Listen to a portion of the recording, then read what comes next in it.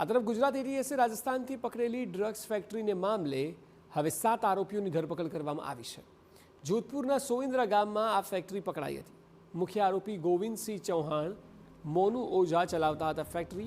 આરોપી ગોવિંદસિંહે પોતાની જમીનમાં ફેક્ટરીની શરૂઆત કરી હતી। 17 kilo MD drugs 40 litre liquid mephedrone બનાવવાનું જપ્ત થયું છે। ગુનાહિત ઇતિહાસ ધરાવતો મોનુ મૂળ ગુજરાતનો રહેવાસી છે। તેનું નામ મોનુ ઓઝા છે। 1 મહિના પહેલાં જ એમડી ડ્રગ્સ બનાવવાની તેણે ફેક્ટરી શરૂ કરી હતી।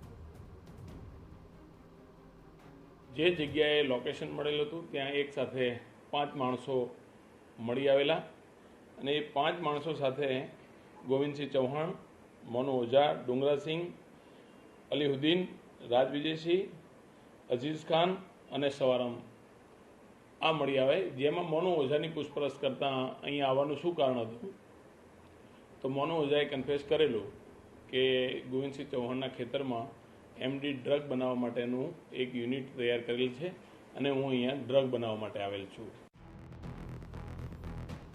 ગુજરાત એટીએસે રાજસ્થાનથી 7 આરોપીઓની ધરપકડ કરી છે। સોશિયલ મીડિયા પરથી એમડી ડ્રગ્સ બનાવતા શીખ્યો હતો આરોપી મોનુ ઓઝા। સોશિયલ મીડિયા પર શીખીને સૌપ્રથમ 200 ગ્રામ એમડી ડ્રગ્સ બનાવ્યું। ડ્રગ્સ બનાવ્યા બાદ તેણે ડ્રગ્સ માટેની ફેક્ટરી શરૂ કરી। 2011માં સાયબર ટેરરિસ્ટ કેસમાં પકડાઈ ચૂક્યો છે આરોપી મનુ। વાપી ડ્રગ્સ બનાવવાની ફેક્ટરી પકડાવાના કેસમાં પણ તે વોન્ટેડ હતો। આરોપી મોનુની તપાસ કરતા જોધપુરમાં ડ્રગ્સ ફેક્ટરી હોવાનો ખુલાસો થયો। હાલ સમગ્ર કેસની તપાસ રાજસ્થાન પોલીસ કરશે।